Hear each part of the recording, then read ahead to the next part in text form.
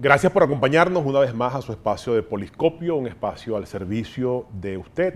Como decimos siempre mi compañero José Vicente Carrasquero y yo, es un espacio para tratar de levantar la alfombra y descubrir qué hay detrás de lo que usted padece y sufre todos los días en Venezuela.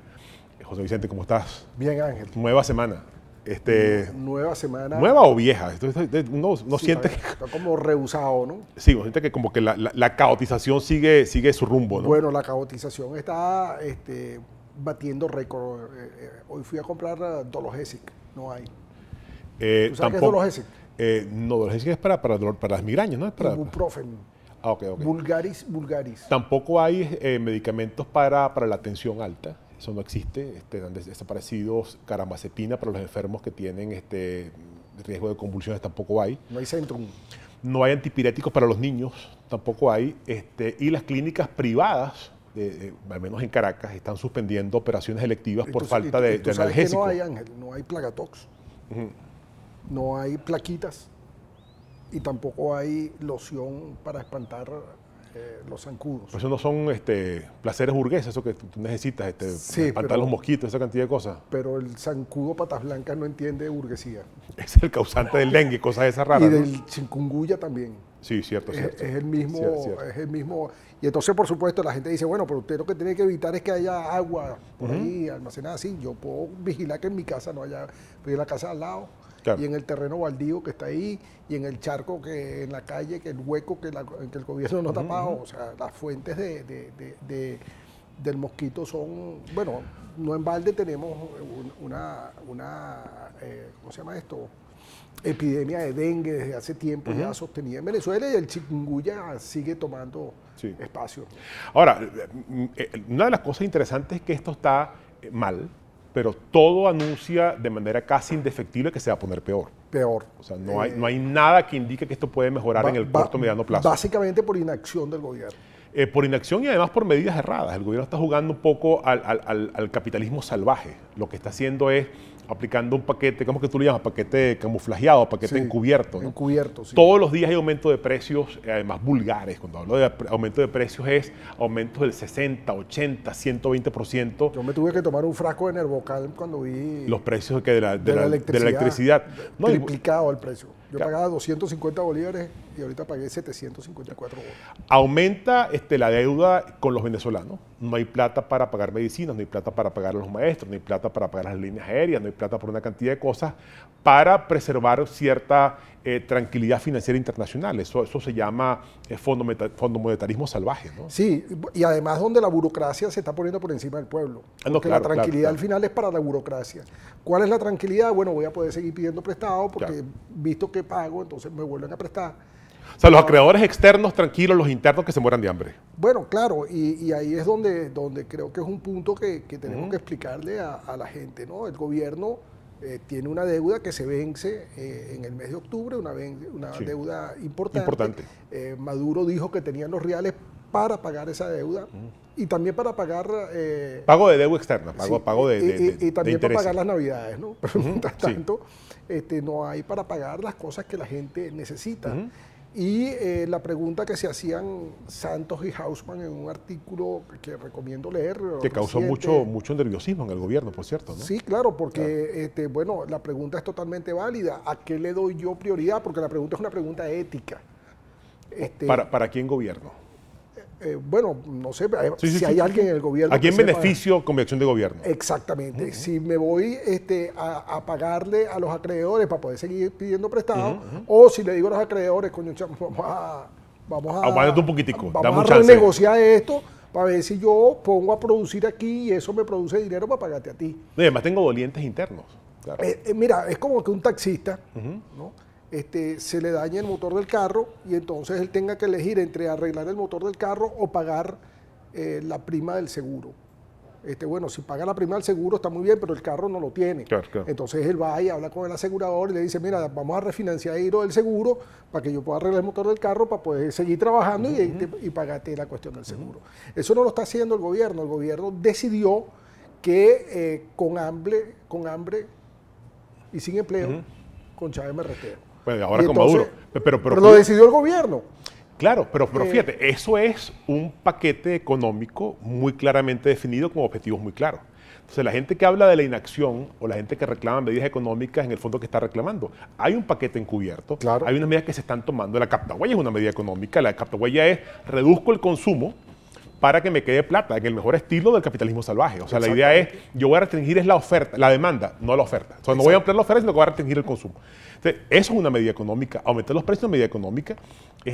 Aumentaste la electricidad. Es una medida económica. Privilegiar a quien le paga y a quien no es una medida económica. Entonces, no estamos en presencia de una simple inacción. No. Estamos en presencia de unas medidas encubiertas, muy bien disfrazadas, muy bien camuflajeadas, con un discurso muy político ahora, pero en el fondo es un paquete, pero con objetivos muy definidos. Ahora, la pregunta es si los mercados están leyendo adecuadamente eso, porque lo que ha venido pasando es que los títulos de la deuda venezolana se están desplomando, pero a pasos a turbocompresión para abajo, ¿no? Y la divisa, el dólar norteamericano y el euro están disparándose ya a niveles de por encima de 100. Claro. Entonces, bueno, el euro estaba a 120 bolos cuando nos sentamos aquí a hablar, imagínate. Cuando nos paremos está haciendo 30 seguro. Bueno, a la velocidad que van las cosas. ¿Qué es lo que está pasando? Bueno, el gobierno simplemente dijo, como hubiese dicho cualquier gobierno, siguiendo las recetas del Fondo Monetario Internacional, este es un problema que lo tiene que pagar el pueblo. Claro. Este es un problema donde nosotros vamos a hacer los malabarismos técnicos de rigor para mantener la solvencia, entre comillas, de la República. Mientras tanto, la deuda real, el default real que hay, que es no pagarle a los servicios que el pueblo recibe, son verdaderamente los que están en este momento causando estragos. Entonces, el famoso enroque ministerial de hace una semana también es parte del paquete. Claro. Porque yo lo que hago con el enroque es a los moderados que de alguna forma sugerían algunas medidas de racionalidad económica, los saco del juego, refuerzo a los radicales y hago algunas jugadas interesantes. Por ejemplo, nombro a Elías Agua, que ahora es una especie de superministro del gabinete, lo pongo al frente de las comunas y además lo digo públicamente. Eso es parte de la estrategia para las elecciones parlamentarias. Sí. Y lo que estoy buscando es, de alguna forma, insistir en la cooptación de las comunas para poder controlarlas, por supuesto, y al controlarlas que reclamen menos. Entonces es un paquete económico muy claro por arriba y un tratar de cooptar y ahogar la protesta por debajo. Exacto. Entonces es un paquete, porque no sé si tú coincides conmigo, José Vicente, pero yo he oído mucha banalización en el análisis con respecto a lo que Maduro hizo. O sea, mucha gente se burló, bueno, es un baile de taburete, es una cosa de las mismas caras. Está bien, pero recordemos que esta gente es muy inepta para gobernar, pero muy buena para hacer política o para hacer politiquería. Entonces, esto está muy bien pensado. Esto es el enroque de ministros y las cosas que se hicieron. Tiene sentido cuando ves el paquete encubierto, cuáles son sus objetivos y sus fines. Fíjate, a Ramírez cuando lo nombran ministro de Relaciones Exteriores le están dando dos cosas. Le están dando, primero, inmunidad. Claro. Ahorita tiene inmunidad diplomática, no me lo puedes tocar. Segundo, le estás dando poder de negociar, que antes no tenía. Se decía que... Y quien sabe de diplomacia petrolera, Ramírez. Exacto. Entonces, quien salía afuera y decía, bueno, yo voy a negociar en tal lado, no sé qué, bueno, Ramírez no lo podía hacer. Como presidente de PDVSA y como ministro tenía baja credibilidad. Y no solamente eso, sino que la gente decía, bueno, pero es que usted no tiene la calidad, la cualidad que se necesita para firmarme un papel. Claro. Ahorita como canciller, él sí puede tener eso. Y de alguna forma,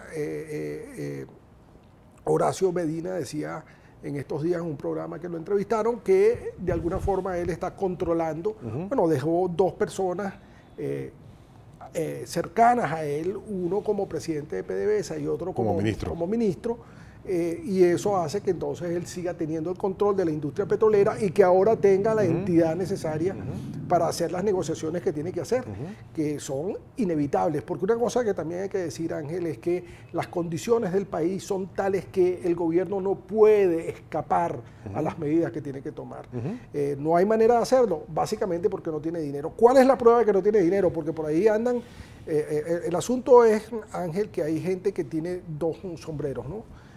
Con un sombrero son analistas de opinión pública y con el otro sombrero son colocadores de fondos de la deuda venezolana, ¿no? Entonces, por supuesto, no les interesa que el negocio de la deuda venezolana se caiga, entonces utilizan el otro sombrero para decir, no, las cosas no están tan bien y hay unas gavetas donde tienen unos reales metidos. Mal. Lo cierto es que el gobierno no tiene dinero, porque cuando uno ve la deuda de insumos médicos para operaciones. Es una deuda totalmente marginal, son 260 millones de dólares para un gobierno al cual le entran 90 mil millones de dólares al año, esos son peanuts. Pero el problema es que no tiene ese dinero, y como no tiene el dinero, entonces, nuevamente, le cargo la mano a la gente que no se va a operar. Esta mañana pusieron un Twitter por ahí, el cáncer se cura si se diagnostica a tiempo. El problema ahorita es que la posibilidad de diagnosticar el cáncer a tiempo... Y no se trata, sí, en el caso del cáncer, que es un tema que me toca muy de cerca, en el hospital Luis Racete, el oncólogo Luis Racete, si usted va ahorita con un cáncer tipo 1, le mandan a sesión de quimioterapia cuando usted tiene ya cáncer tipo 3. Estamos hablando de unos 6 meses de diferencia, para empezar la quimioterapia. Ahora, la tercera pata de la mesa es que ya anuncia Maduro una estrategia integral en la cual está también Jagua como ministro de las comunas de cara a las parlamentarias. O sea, entiende el gobierno, algunos han dicho, bueno, es una especie de trapo rojo hablar de las parlamentarias, lo que quieres distraer. Cuidado, esa es una hipótesis.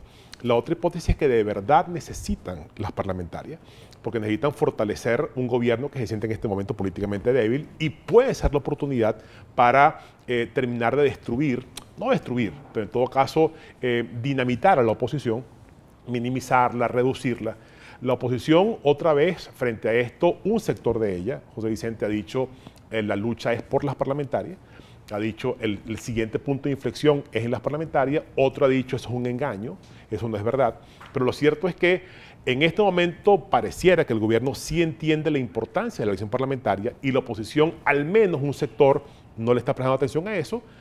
Puede pasar que lleguemos cerca de esa fecha y nos demos cuenta de lo importante que es, pero ya tarde, ¿no? Bueno, yo te decía antes, Ángel, que yo creo que la oposición tiene que hacer un esfuerzo de hacer una ensalada con estas posiciones. Maduro está debilitado, pero hay que seguirlo debilitando. Y pivoteando sobre esa debilidad de Maduro, hay que empezar a poner sobre la mesa algo que la oposición no ha puesto, que es ¿qué vas a hacer tú de diferente? Claro, nos quedamos solamente en la primera parte. Hay gente que insiste en que debilitar a Maduro, deslegitimarlo, criticarlo, tal y que sé yo, es suficiente. Yo coincido contigo, o sea, criticar es necesario, pero no es suficiente. Claro, por además los problemas de la gente los conoce porque los sufre a diario. Pero fíjate, estamos hoy a septiembre del año... 9 de septiembre del 2014. Del 2014. Y tú me estás disparando para allá, para la fecha del... Ponle septiembre de 2015. No, ya Maduro dijo que las elecciones eran en diciembre. 5 de diciembre de 2015. Tú me estás diciendo que yo me tengo que esperar 15 meses para una parlamentaria. Para una persona que siempre... Ya va, cuidado, porque esa es la lectura mala. La lectura buena es que te estoy dando un horizonte.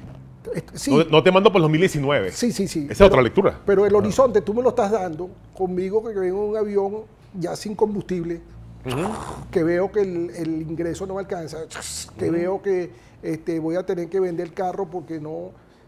O sea, entonces tú me pones el horizonte en 15 meses y mientras tanto yo no veo... Y ahí está el asunto de la hoja de ruta, Ángel. Porque, y el pivote es... Hay un problema con el gas. Bueno, ¿cuál es mi propuesta con respecto al gas?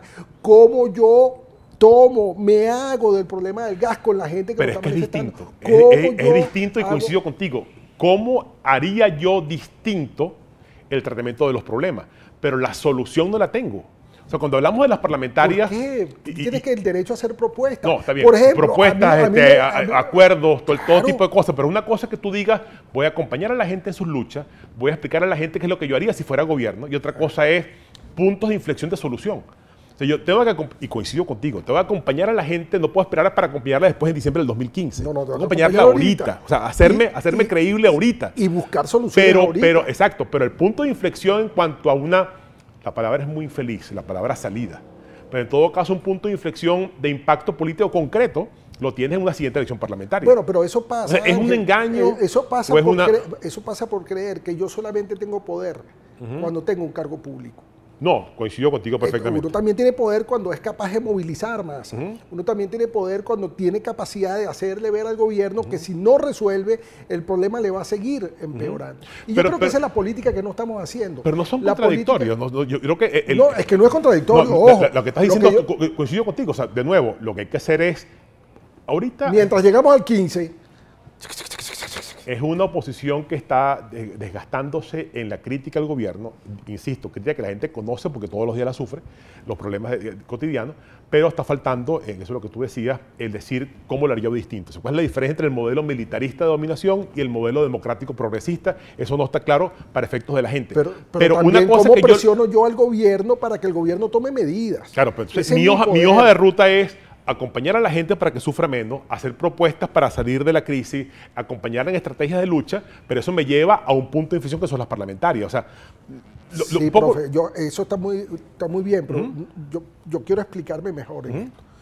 En estos 15 meses, yo tengo que hacer demostraciones de poder, porque según las elecciones del año 2013, una mitad está de un lado y la otra mitad está de otro lado. Según las encuestas que nosotros estamos viendo, el desacuerdo con el gobierno es muy grande. Sí. Entonces tú tienes posibilidades de hacer demostraciones de fuerza. No, pero el trabajo ahora es desacuerdo con el gobierno, convertirlo en apoyo para ti. No estoy hablando yo de guarimba, no estoy hablando yo de manifestaciones, no, yo estoy hablando de demostraciones evidentes. Mire, aquí en Maturín, Estado Monaga, la luz se va a 5 horas por día, todos los días. Bueno, vamos a reunir a la gente, vamos a exigirle al gobierno. No es posible que tan cerca del Guri haya una ciudad industrial, una ciudad importante, una de las ciudades más importantes de Oriente. Eso es acompañar a la gente en sus luchas. No, profe, no solamente acompañarlo, además exigir. Claro, pero aparte de exigir. Y además movilizar, y además hacerle sentir al gobierno que si yo tengo esa capacidad de movilización, entonces tengo un poder y me tiene que responder. Y aproveches y explicas qué harías tú si fueras gobierno.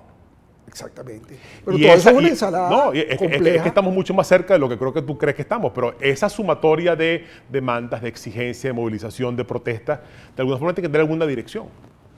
Claro. Mientras vas debilitando al gobierno, por supuesto, pueden pasar en el camino muchas cosas. Este es un país muy raro. Los tiempos reales van por un lado, los tiempos de la Constitución van por otro lado. La Constitución dice que tenemos elecciones parlamentarias dentro de un año. ¿Llegaremos a ella? No sabemos. Este país tiene que estar montado en el caballo todo el tiempo. Pero la Constitución también dice que a partir de hoy yo puedo tener una elección en 30 días. No, claro. Estamos hablando de lo que digo es que tú de alguna forma manejas plazos previsibles, sabiendo que estás en Venezuela, que tienes que estar siempre listo porque no sabes cuándo llega lo imprevisible. Entonces, la hoja de ruta es ir acompañando a la gente que sufra menos con estrategias, con sugerencias, con acuerdos, con propuestas, con demostraciones o explicaciones de qué harías tú en su lugar, y vas preparando el camino para lo previsible, porque si llega a pasar lo imprevisible antes, ya estás preparado. ¿Usted que es el que ve el coordinador, cuánto tiempo nos falta? El coordinador, no, esto sí es previsible, ya se nos acabó el tiempo. Pero no, es una cosa que tenemos... No, pero es que antes de que se nos acabe el tiempo, y si ya se nos acabó, yo creo que es el punto que tenemos que tratar en un próximo programa, es qué tiene que hacer la oposición, cómo tiene que organizarse la oposición a nivel nacional, para primero dejar de fundirse entre ellos mismos, pero no tiene sentido. O sea, cuando uno ve enfrentamientos entre líderes de la oposición, uno dice, no, esto no puede ser. Claro. ¿No? ¿Cómo se organiza esta gente para que entonces nosotros podamos poner en práctica una, valga la redundancia, práctica política que permita entonces ir demostrando que tengo poder para después convertir ese poder en poder fáctico, para ganar unas parlamentarias? Te compro la idea, pero no nos quedemos solo en la oposición formal, hablemos del venezolano. O sea, ¿qué puede hacer usted que nos ve, qué puede hacer el venezolano de a pie en la calle para que esa cosa ocurra? Yo estoy viendo, por ejemplo, una conducta que no es la deseable, no es la recomendable, que es entonces frente al compañero oficialista que sufre lo mismo que tú, entonces el insulto, ¿no? El insulto a él porque en el fondo él es culpable. Tú necesitas esa persona de este lado. Claro. El insulto tú lo que haces es dejarlo allá. No, lo que haces es reforzar la exclusión. Claro. Entonces estás jugando al juego del gobierno, que entonces te perciben como siempre el otro, el enemigo, el distante. Y lo que es peor, el cambio político que nosotros aspiramos se sigue viendo como una amenaza. Exactamente. Entonces, en eso estamos al oficialista que está subiendo la misma cola que usted, la misma escasez que usted, no le insulte. Solidaridad, acompañamiento, o sea, no lo excluya, no se burle de él, trate de entender que esa gente nos hace falta para poder hacer el cambio político viable. Vamos a hablar de esas dos cosas, de lo que tiene que ser la oposición y lo que tenemos que ser los venezolanos. Gracias por acompañarnos, nos fue corto el tiempo, estaremos aquí en la próxima oportunidad para seguir un poco levantando la alfombra y ver qué explica las cosas que pasan a nivel político, económico y social en nuestra sufrida y muy querida patria venezolana. Gracias por acompañarnos.